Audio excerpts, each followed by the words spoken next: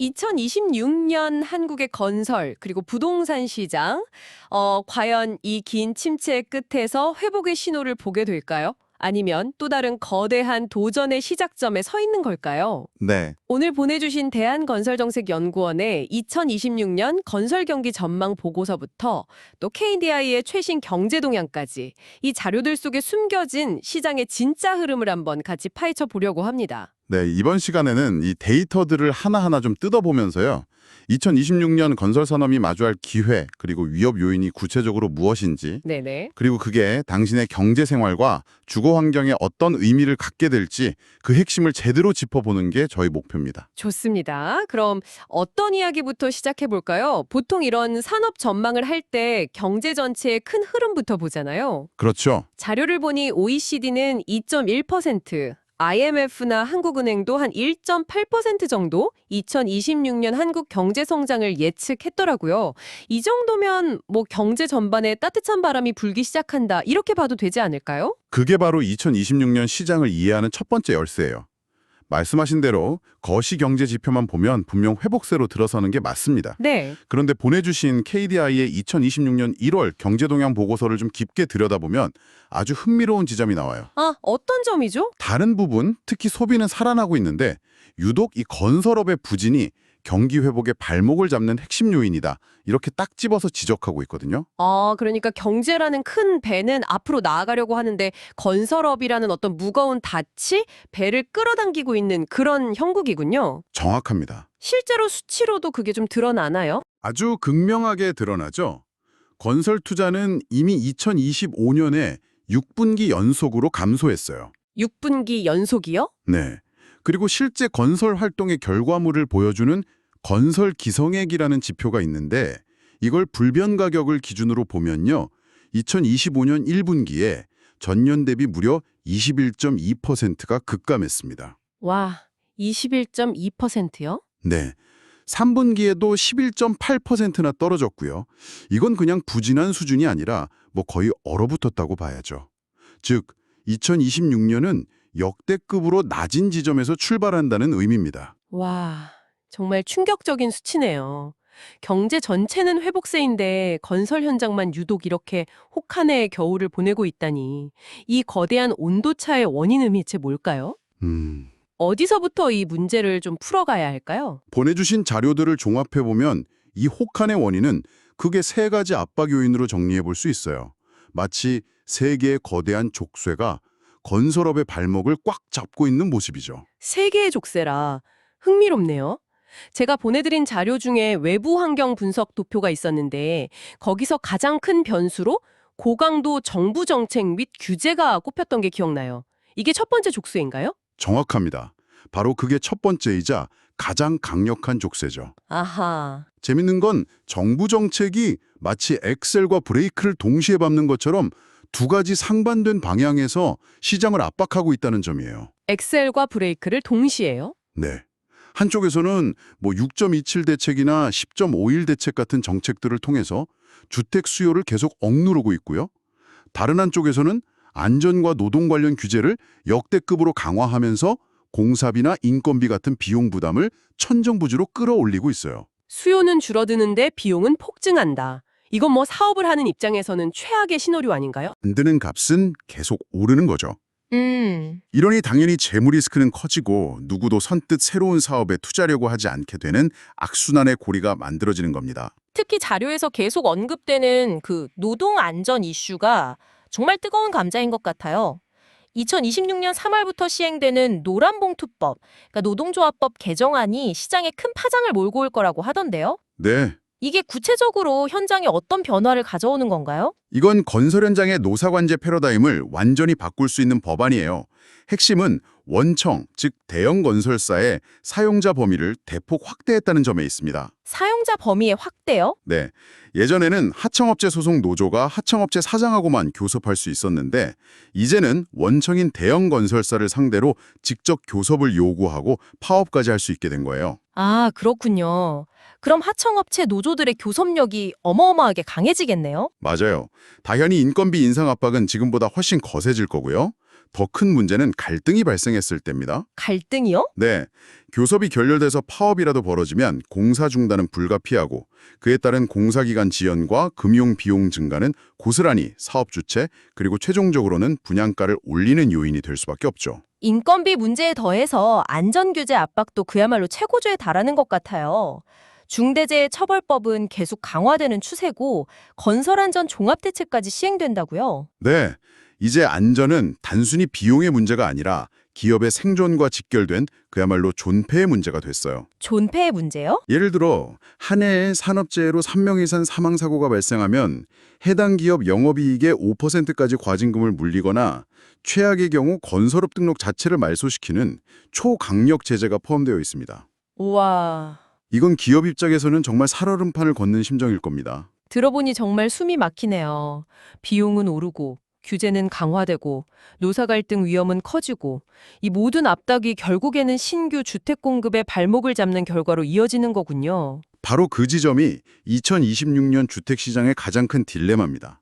정부는 2030년까지 수도권에 135만 호의 주택을 공급하겠다는 장기적인 청사진을 발표했잖아요. 네, 그랬죠. 하지만 이건 먼 미래의 이야기고 당장 2026년에는 그동안 누적된 인허가 및 착공 물량 부족으로 공급 절벽 현상이 훨씬 더 심각해질 거라는 게 대부분 기관의 공통된 전망이에요. 아, 그래서 특히 수요가 몰리는 수도권의 집값 상승 압력이 커질 수밖에 없다고 보는 거죠. 지금까지 이야기를 들어보면 민간 건설 시장은 정말 암울하는데요. 그래도 이 침체된 분위기를 반전시킬 만한 동력, 그러니까 위기 속의 기회도 분명히 있겠죠. 물론이죠. 자료에서도 긍정적인 신호들이 좀 보였거든요. 네, 이 거대한 족쇄를 끊어낼 만한 강력한 동력도 존재합니다. 그중 가장 확실하고 강력한 건 바로 정부의 공공투자입니다. 공공투자요? 네, 자료에 따르면 이재명 정부는 2026년 예산을 무려 728조 원 규모의 확장 재정으로 편성했어요. 경기를 부양하겠다는 아주 강력한 의지를 보여준 거죠. 728조 원이라니 정말 천문학적인 액수네요. 그중에서 건설업계에 직접적으로 흘러들어가는 돈은 얼마나 되는 건가요? 건설업계에 직접적인 영향을 미치는 SOC, 즉 사회 간접 자본 예산이 전년보다 7.9%나 증가한 27.5조 원이고요. 와, 27조 원이요? 네. 그리고 국토교통부 전체 예산은 62.8조 원으로 역대 최대 규모예요. 철도, 도로 같은 교통 인프라나 공항 건설 예산이 크게 늘었고 무엇보다 중요한 건 공공주택 공급에만 22.8조 원이라는 막대한 예산이 편성됐다는 점입니다. 와, 그렇다면 민간 부문이 꽁꽁 얼어붙은 상황에서 정부가 직접 나서서 건설 경기의 불씨를 살리는 역할을 하겠다 이런 거군요. 정확합니다. 이 막대한 공공투자가 2026년 건설 경기가 완전히 무너지지 않도록 떠받치는 가장 튼튼한 버팀목이자 어쩌면 유일한 희망이라고 볼 수 있습니다. 공공투자가 하나의 큰 기회축이라면 또 다른 기회는 기술 혁신 쪽에서 찾을 수 있을 것 같아요. 보내주신 자료에서 2026년 건설 산업의 7대 이슈 중 하나로 AI 기술 활용이 꼽힌 점이 아주 인상 깊었거든요. 아, 네네. 사실 건설 현장하고 AI? 아직은 좀 낯선 조합처럼 들리기도 하는데요. 더 이상 낯선 조합이 아닙니다. 2026년 건설 현장에서 AI는 선택이 아닌 생존을 위한 필수 전략이 될 거예요. 생존 전략이요? 네. 왜냐하면 앞에서 이야기했던 인력 부족, 인건비 상승, 안전 문제 같은 건설 산업의 고질적인 문제들을 해결할 가장 유력한 대안이 바로 AI이기 때문이죠. 구체적으로 어떤 식으로 활용되는 건가요? 뭐 드론이 날아다니고 로봇이 벽돌을 쌓는 그런 모습을 상상하면 될까요? 그런 모습도 포함되죠. 설계 단계부터 AI가 최적의 디자인을 제안하고 공사 현장에서는 로봇과 자동화 장비가 위험한 작업을 대신합니다. 아하. 또 서류를 분석해서 불법 하도급을 자동으로 적발해내거나 현장 곳곳에 CCTV와 센서 데이터를 AI가 실시간으로 분석해서 위험 요소를 미리 알려주는 스마트 안전관리 기술도 빠르게 도입될 겁니다. 결국 AI는 건설 산업의 생산성과 안전성을 획기적으로 높이는 핵심 키워드로 자리 잡게 될 거예요. 그렇군요. 아, 그러고 보니 기후변화에 대응하는 것도 건설업에는 새로운 시장을 열어주는 기회가 될 수 있겠다는 생각도 드네요. 맞아요.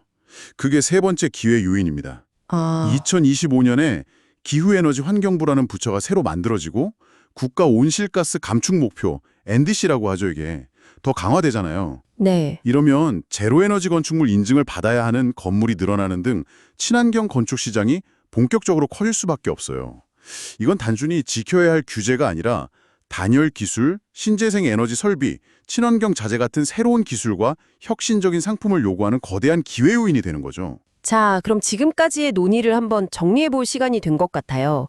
정부의 강력한 규제라는 족쇄와 막대한 공공투자라는 날개가 공존하고 그 안에서 AI나 친환경 같은 새로운 기회들이 싹 트는 아주 복잡한 모습인데요. 네, 그렇습니다. 우리 청취자분들이 2026년 건설 부동산 시장에 대해 이것만은 꼭 기억해야 한다 하는 핵심 포인트를 몇 가지로 요약해 주실 수 있을까요? 네, 네 가지 핵심으로 정리해 볼 수 있을 것 같아요. 첫 번째는 공공과 민간의 극심한 양극화. 아, 한쪽은 뜨겁고 한쪽은 차가운 시장이라는 말씀이시죠? 맞아요. 정부 주도의 SOC나 공공주택 사업은 역대급 예산 덕분에 활기를 띠겠지만 온갖 규제와 비용 압박에 시달리는 민간 주택 시장의 회복은 아주 더딜 거예요. 이런 불균형한 회복세가 2026년 시장의 가장 큰 특징이 될 겁니다. 알겠습니다. 그럼 두 번째 핵심은 뭔가요? 두 번째는 비용 상승과 갈등의 일상화입니다. 일상화요? 네.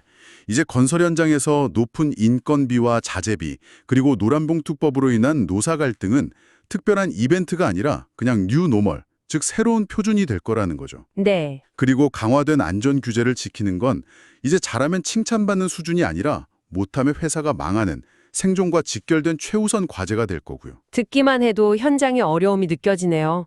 세 번째는 역시 많은 분들이 가장 궁금해하실 주택시장 문제. 바로 수도권 공급 절벽이 현실화된다는 것이겠죠? 네. 3기 신도시 중에서 인천계양이 2026년 12월에 첫 입주를 시작하는 등 장기적인 공급 신호가 없는 건 아닙니다. 네. 하지만 단기적으로는 그동안 쌓인 공급 부족을 해소하기엔 턱없이 부족하죠. 따라서 수도권 주택 가격의 상승 압력은 2020년에도 계속될 가능성이 높다는 게 세 번째 핵심입니다. 마지막 네 번째는 결국 이 모든 어려움을 돌파할 열쇠에 대한 이야기겠네요? 그렇죠. 마지막은 혁신은 선택이 아닌 생존 전략이라는 겁니다. 아, 앞에서 이야기한 AI, 스마트 건설, 친환경 건축 기술 같은 것들이 더 이상 미래를 위한 멋진 구호가 아니라는 뜻이에요. 산업의 고질적인 문제들을 해결하고 치열한 경쟁 속에서 살아남기 위한 필수적인 생존 도구가 될 겁니다. 네. 이 혁신의 흐름에 올라타느냐 아니면 뒤처지느냐가 앞으로 기업의 운명을 결정하게 될 거예요. 정말 명쾌한 정리네요. 공공과 민간의 양극화, 갈등의 일상화, 수도권 공급 절벽, 그리고 생존을 위한 혁신. 결국 2026년 건설 시장은 정부의 막대한 공공투자가 이끄는 회복의 힘과 민간 부문을 짓누르는 규제와 비용 압박이라는 이 두 상반된 힘이 아주 팽팽하게 맞서는 한 해가 될 것 같습니다. 네. 그래서 오늘 우리가 함께 살펴본 자료들을 토대로 당신이 한번 이런 질문을 던져보시면 좋겠어요. 네. 정부는 한편으로는 막대한 공공투자로 경기를 띄우려고 하고 다른 한편으로는 민간 주택 시장을 강력한 규제로 꽁꽁 묶어두고 있습니다. 과연 이 두 개의 상관된 정책 방향이 서로 충돌하지 않고 시너지를 낼 수 있을까요? 그리고 이 거대한 힘겨루기의 결과가 궁극적으로 당신이 살고 또 일하는 바로 그 공간에 몇 년 뒤 어떤 모습으로 나타나게 될까요?